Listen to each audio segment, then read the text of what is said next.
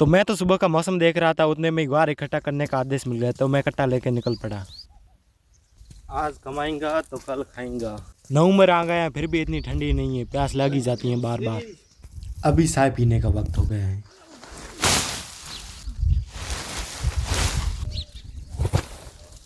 हमने लाएगा शॉर्ट टेढ़ा इसलिए आ रहा है क्योंकि किसी ट्राइपॉड डैमेज कर दिया। इस तरह से ग्वार इकट्ठा किया जाता है। गाड़ी लेना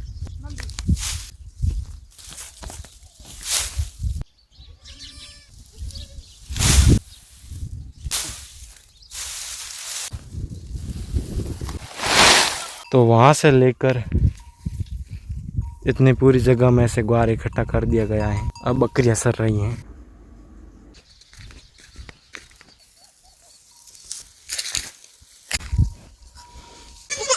निकलो बाहर, भागो भागो भागो।